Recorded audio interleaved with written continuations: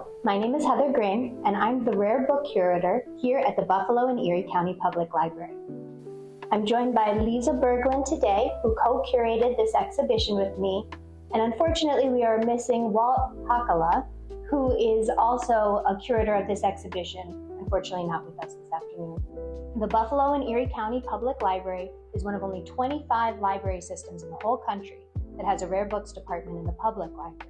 And so that's why it's really important to us that we celebrate this shared collection that is part of our shared cultural heritage. You are in the Rare Book Room in our central library, which is where we have exhibitions of the different aspects of our rare book collection in our public library.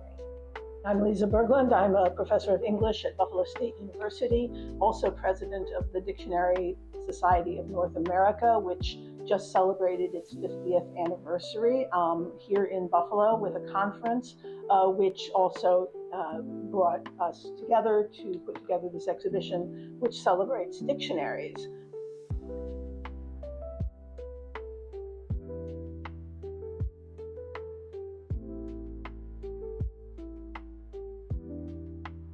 Dictionaries are everywhere in our culture, and yet we don't tend to think about them at all. We take them for granted, especially now that they're just on our phones, and we think of them as just a place to find a word really quickly.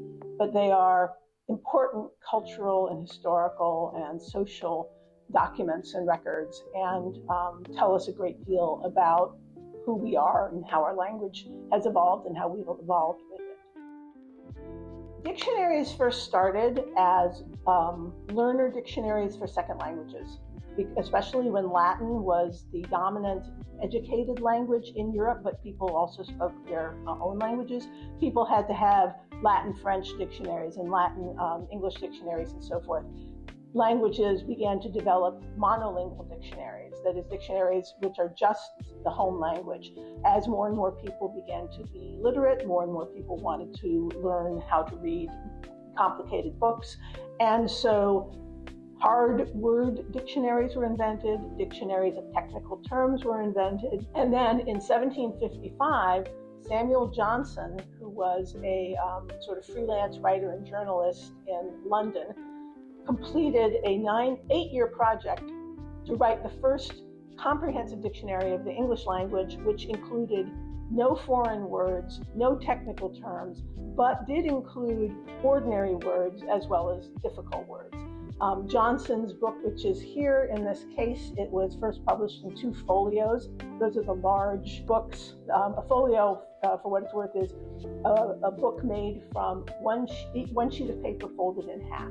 So every 4 pages is 1 sheet of paper. Smaller books like a quarto is folded in quarters and so forth. So a folio is the biggest kind of book you could have.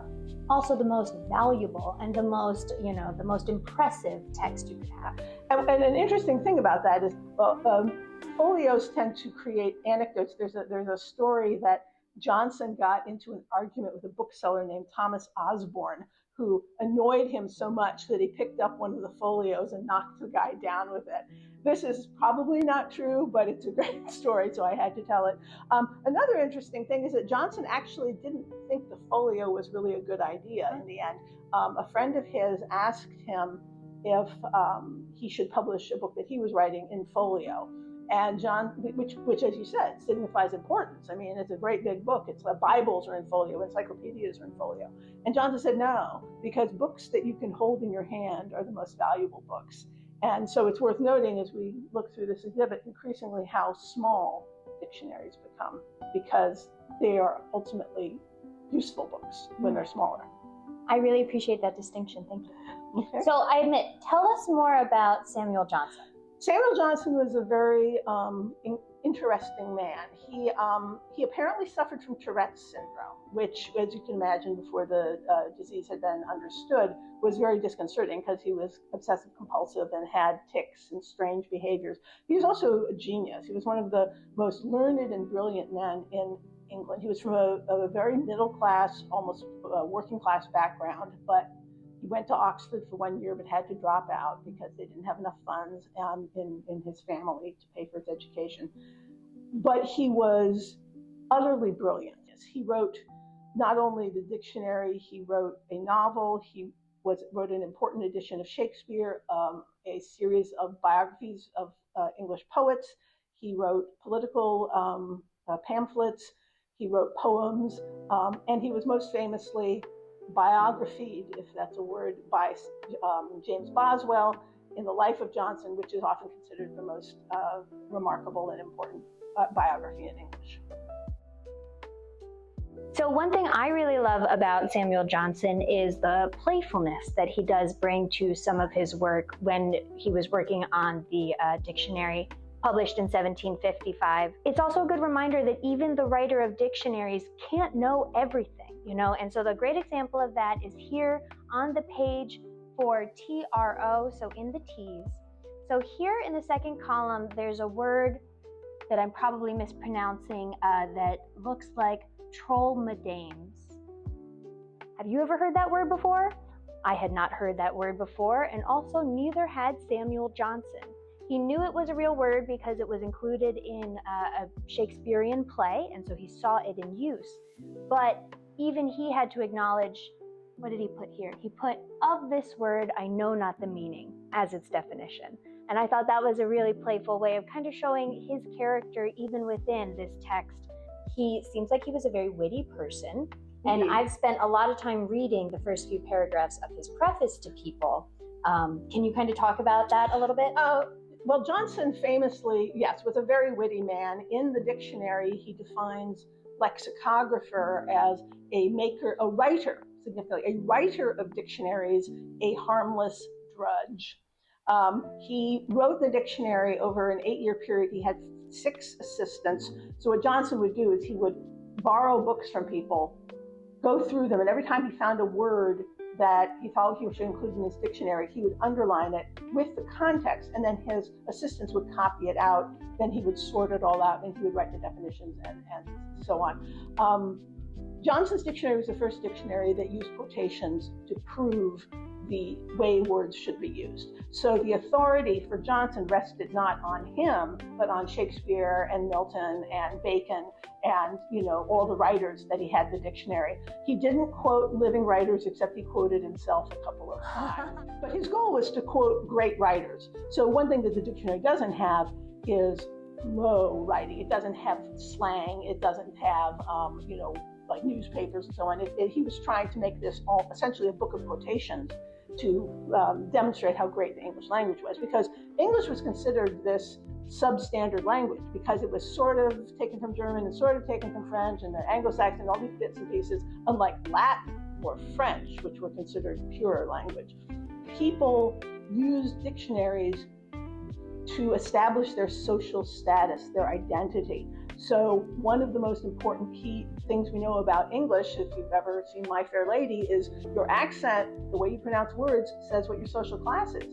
So yes. Well, one thing that makes me think of is the quote that actually we included on one of our other panels by Sidney Landau, which is that the history of English lexicography consists of successive and often successful acts of piracy.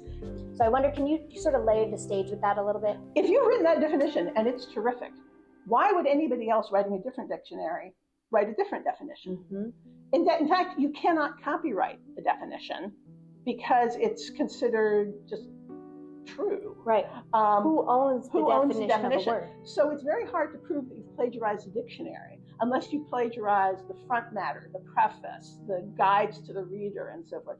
Most dictionaries start with somebody taking somebody's dictionary and either expanding it or reducing it. And so you're always going to be relying on other texts. I mean, Johnson was borrowing books from people, but you're correcting your pronoun is interesting because Hester Piazzi, formerly Mrs. Thrale, who was a great friend of Johnson, who wrote a memoir of him, she wrote the first thesaurus in English. She didn't call it a thesaurus. That word was picked up by Roget when he came up with his version of the thesaurus in the 19th century. But Mrs. Piazzi, she was Welsh, but her second husband was Italian. She started with a dictionary. She started with a dictionary and a French thesaurus, and that was where she got the words that she defined for her thesaurus. Mm-hmm. So, in fact, her first entry, hers is interesting. It's like an essay book more than like a standard dictionary. She says something like, The first word that strikes us as being very synonymous in the dictionary is abandon. So she's literally reading the dictionary and saying, oh, okay, abandon. Then she goes through and says, abandon, forsake, desert, quit, leave, and she lists all the words, and then she writes a narrative about how you would use each word and what's the difference between saying you deserted your wife or you abandoned your hopes. You wouldn't say you deserted your hopes. You might abandon your wife, I suppose. But her goal is to make English more accessible for foreigners, partly because she had married an Italian. She understood the difficulties that second language learners have. And she wanted to,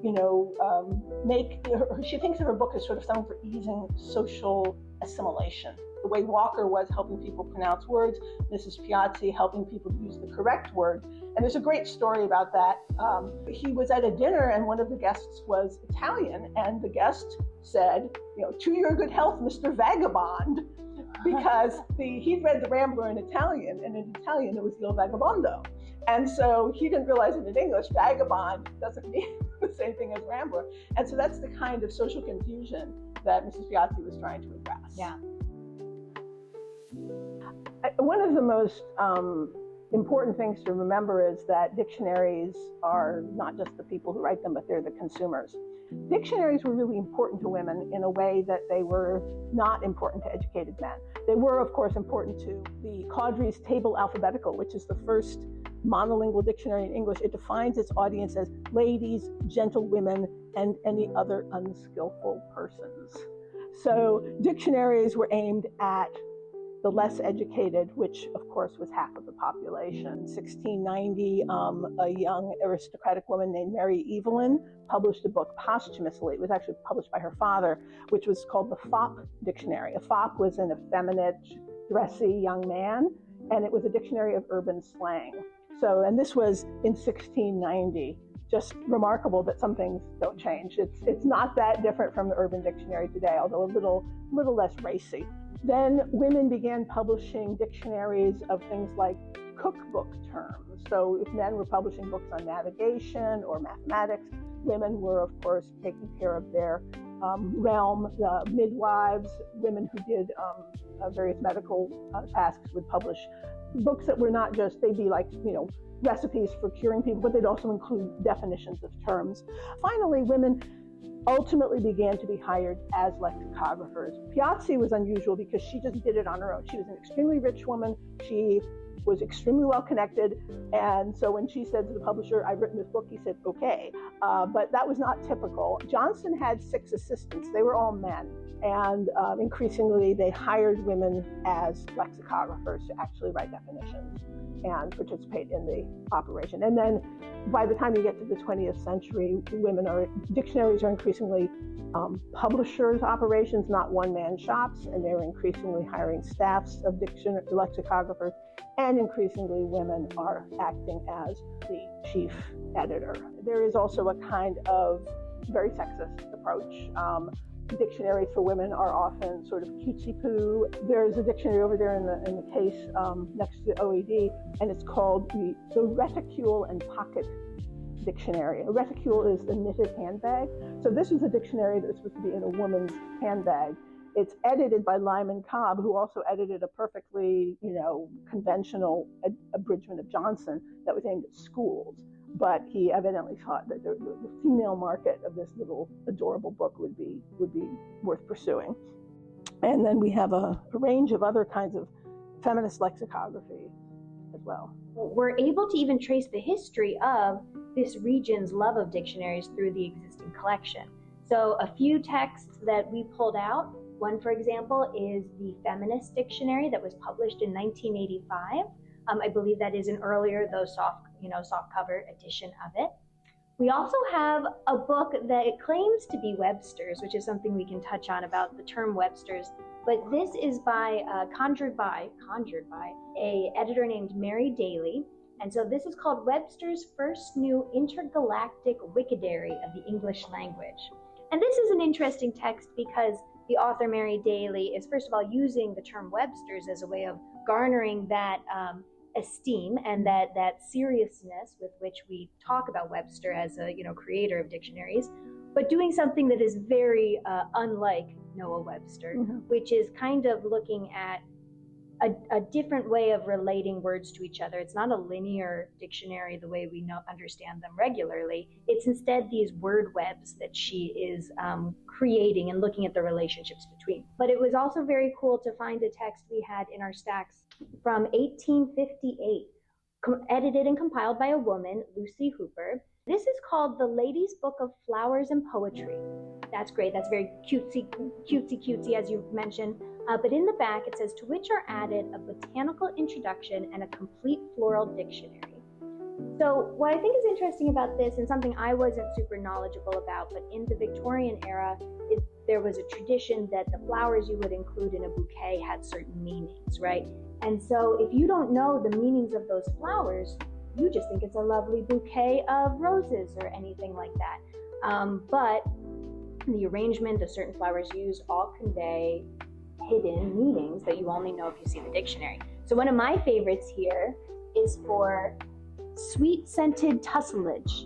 And it says the meaning of that is you shall have justice. And I think, like, you know, what a hidden meaning that if not for this dictionary, I, in 2025, would have no idea of any of those hidden layers, you know? And I think that really highlights one of the roles of dictionaries and slang dictionaries, but also these like sort of like more niche dictionaries, which is to help people understand something that would be hidden from them otherwise. So this case is really special, and this is an aspect of dictionaries that I really had never thought about, but it is all around us. It's a term that you've used called reader interventions. And my understanding of what's meant by that is literally the way that people mark up, interact with, or otherwise alter the dictionary as a book itself. You know, I have put dried leaves, or I put leaves to be dried. And this experience of your research has made me realize that's part of a much larger tradition. Readers write their names in their dictionaries. The main thing that people do if they write in their books, and I have examined nearly 400 books, and only 4% of them have absolutely no markings of any kind. At the end of this book, which is a copy of Webster's Dictionary of the English Language from 1830, someone has written 3 recipes for cures for dysentery. For example, alum injection in dysentery. The solution is both astringent and antiputrescent. Now, you might say, why on earth would someone, this by the way on a page of scripture, proper names, so how to pronounce the names in the Bible, and then we have these recipes. Why on earth would someone write a recipe for a cure for dysentery in a dictionary? It's blank paper. Paper was expensive. Until machine-made paper made from wood pulp was invented, paper was made from cloth. It was made one sheet at a time, and people didn't just have blank books lying around. They didn't have scrap paper in the same way we do today. They wrote in their books because it was available paper. Sometimes they would slice out the front leaves that are in the book to protect it, and sometimes they just write on those leaves. The dictionary, my guess is this person was looking up or was being told different recipes, and so they grabbed this nice blank sheet of paper and they wrote on it. Another reason that they would write in dictionaries is because dictionaries are there. People don't throw dictionaries away. The book doesn't become outdated. It might not have modern terms in it, but you know, a dictionary's definition of, I don't know, the word robust is not going to change. A study of New England households in the early 19th century found that of the 5 books that families, if they owned any books, they owned these 5. Obviously, the Bible was one of them, but one of them was a dictionary. And so people kept their dictionaries, they handed them on to their children. I've seen dictionaries where you have family trees written out. People did use dictionaries as fly swatters. I've found dead bugs in dictionaries. I found bookworm trails too in dictionaries, but you can find them everywhere. But yeah, you can imagine a person sitting around, there's a fly, and Noah Webster was the most important lexicographer in American history. He was a lawyer, but then he came up with this idea to create the first, or not the first, but a spelling book. And it became known as the blue-backed speller because it was bound in blue paper. And it was the single best-selling book in America. It outsold everything. Including the Bible? As a single edition, okay, yes. Yeah, different Bible. The Bible was sure. broadly more popular, but the blue-backed speller made him a fortune. we often think that dictionaries are compiled. You know, the words are just out there and somebody's gathering them in. Johnson's point when he says a writer of dictionaries, a harmless drudge, is that dictionaries are created. They're not just found. And so he and Webster, and after him Murray with OED, and Philip Gove with Merriam-Webster's Third New International, they are writers of dictionaries. He first wrote the Compendious Dictionary, which was a smallish dictionary, smaller than Johnson's. This was published 1806. He then set to work on the American Dictionary of the English Language, which was the one in 1828 that really made his reputation. Webster was, like Johnson, a serious Christian, but unlike Johnson, he thought it was appropriate to proselytize in his dictionary. So there are a lot of Christian quotations, comments, references in his dictionary, whereas Johnson, with a few exceptions, tended to try to be more secular in his approach. Johnson, for example, included words that we would consider coarse, like words for excrement and things like that, which Webster did not include because he thought it was too disgusting. Webster also was he was in conflict with Johnson, and he was trying to supersede Johnson, and in fact he in America ultimately did. So in that sense, he is a more, if you want to say, interventionist lexicographer. He's imposing his morality on you in a way that Johnson certainly does that. I mean, Johnson doesn't want words from low books, and he will describe words as low or vulgar or, not appropriate, but Webster does that more. Webster also, of course, famously tried to revise the spelling of English, and he succeeded in that we no longer spell the words flavor and color with an O-U-R. Of course, the great thing that happened with Webster, and by great, I mean major, not wonderful, is this enormous conflict that then arose about who owned the rights to the dictionary. The Merriam Company bought the rights. There was an enormous conflict because there was another guy who was involved in his version, and they were suing each other back and forth about who had the rights to the word Webster. And the courts finally ruled that Webster is not a copyrightable word, and that Webster is, I think it's called genericized trademark, like bubble wrap. You cannot call your product aspirin, even though that was originally an invented name. You cannot call it, if you call your dictionary Webster, like the Webster of the feminist web dictionary, you can't sue. Webster's can't sue because it's a genericized word. He really was focused on creating the American experiment and how to forward the American experiment through the definition or through the creation of an American English, foundation. And it's interesting how we do still stand on that foundation of the respelling of words that he put forward. And if you look at other early American dictionaries, it's interesting. They are frequently more focused on words that come from indigenous languages, because that's where, there is no skunk in Europe. So that's what the Native Americans called it. So that's the word that was picked up, words like barbecue and so forth. So if you look at early American dictionaries, they're very much on food words, animal words, plant words. But Webster is very slow to do that because what he wants to do is establish an America that is succeeding England. So his model, even though he resists him, is Johnson. And it's only gradually that American lexicography begins to absorb indigenous words. To be fair, Webster does include some. I mean, because, he can't talk about America without talking about things that have been named by the people who were here. Right. One example that we highlight in the exhibition is he adds a new aspect or a new part to the definition of citizen, right, to explain the American citizen model, which was not represented because it didn't exist before that. Yes, It doesn't also define democracy in a more specifically American way. Yeah. So it's worth keeping in mind that dictionaries are tendentious. That is, they have agendas.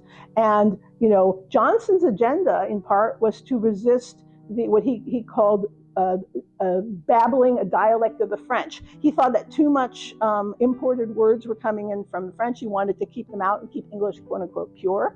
Webster, similarly, is trying to establish a new language for a new republic. Some of the dictionaries we have on display that are language dictionaries come from the tradition of indigenous language dictionaries that are being created by and for people who are colonizing the American West, right? So some of the earliest dictionaries that we have, this is from 1703, and this is a dictionary that has one of the earliest Algonquin dictionaries in the back of this text, which was about the North American continent being written so early on in Western history in 1703. But it often requires asking, who is the dictionary being written for? Is it being written for the indigenous people, or is it being written so that the, colonizing, incoming people can understand what the people who are already there are saying? I think that's an important distinction between that and slang dictionaries. Speaking of the ways in which dictionaries can help us define a language, especially as it might be emerging or becoming something that is more than just beyond slang, beyond a dialect, into something that is becoming fully formed. There's a strong history and a lot of past documentation of beyond just slang, looking into the history of Black English and the different ways that African American communities, and certainly communities of the African diaspora, speak beyond just the American context. So the texts that we have here on display, they've been here in this collection since they were brand new, and I think that's something really cool about the history of the Buffalo and Erie County Public Library and how long they've been collecting and documenting on these topics. There is something that I put on display here from our rare book collection. It is a little dictionary of Creole proverbs selected from 6 Creole dialects.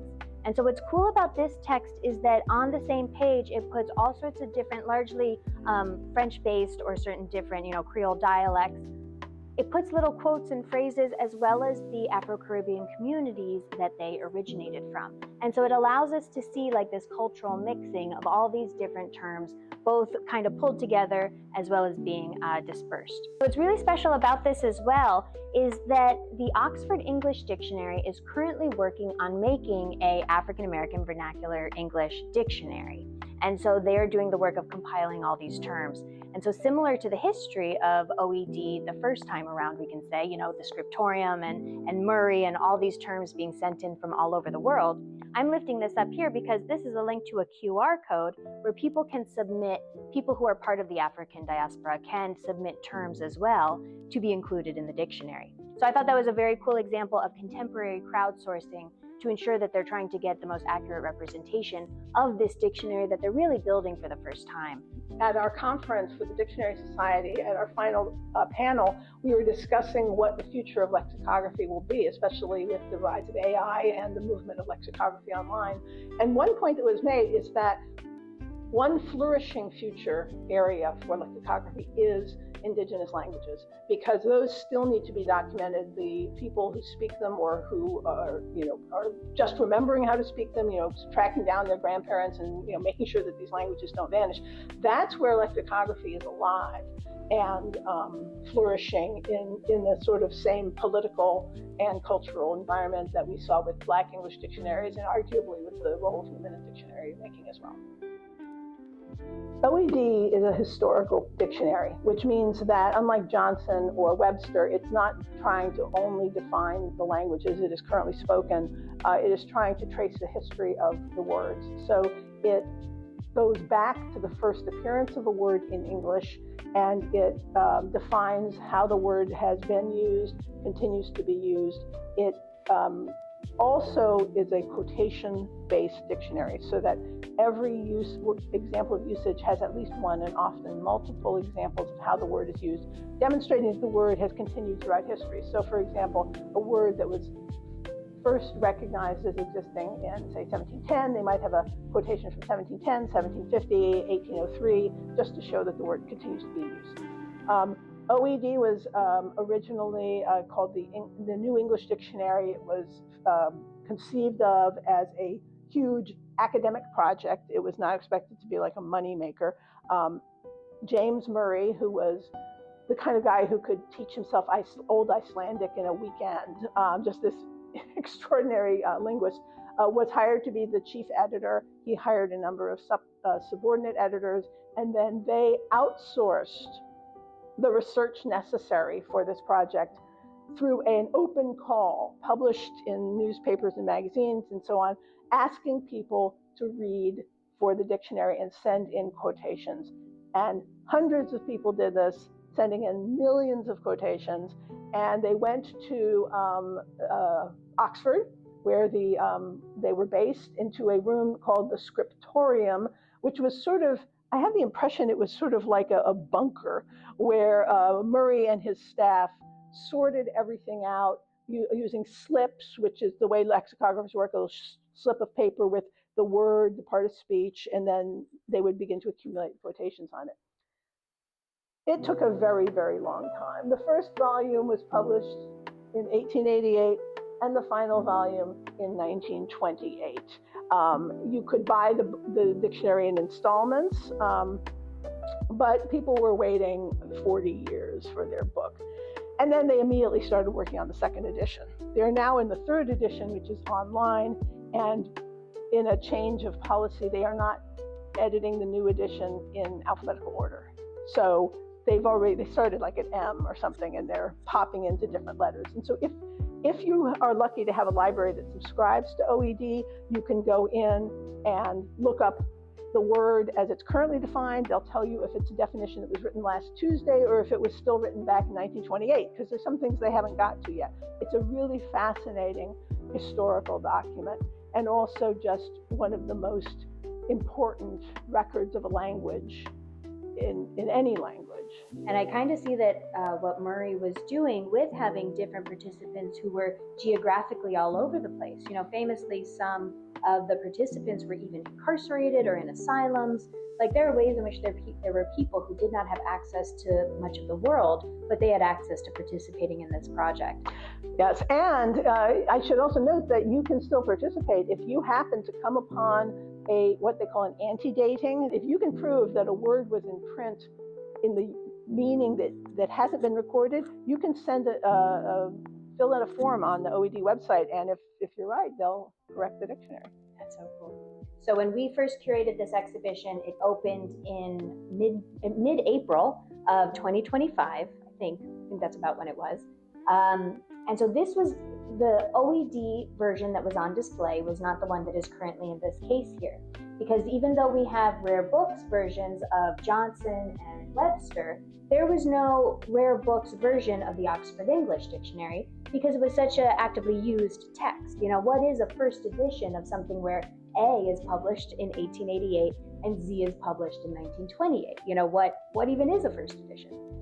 So the copy that we had on display had been beloved and heavily used for over 100 years by different patrons who came to the library, but it was just such an impressive text that we couldn't tell the story of English dictionaries without it.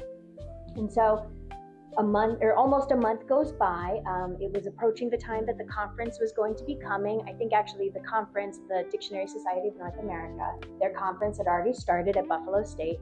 And then I got a phone call out of nowhere from a man who said he had connections with the library historically. His father used to be very involved, and he had this very fine vellum-bound edition of the Oxford English Dictionary, and did we want it? And I was like, oh my gosh, do we ever?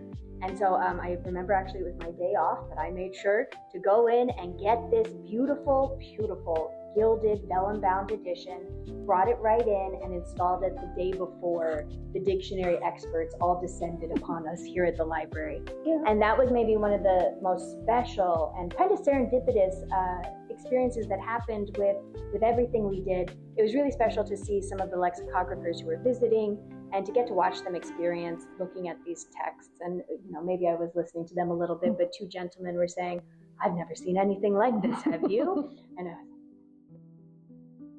what we have right here is the other unexpected donation that found us and really literally became the centerpiece of the exhibition. Last summer, we got a phone call in the Grosvenor room out of nowhere from a man who said, I've been fixing up this barn out in the country, and in this barn I found this big crazy dictionary. Do you want it? And he sent along a picture, and I had never seen anything like it.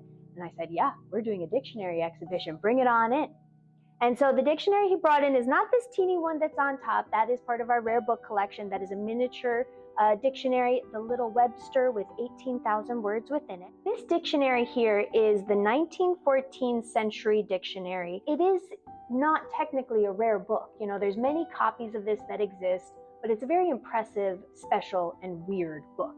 And so that's a different kind of rarity that we do also value here. First of all, I really do love the corduroy binding of it, which allows it to have a very loose and buttery binding that still, over 100 years later, has held up really, really well, despite the fact that this was in a barn for who knows how long.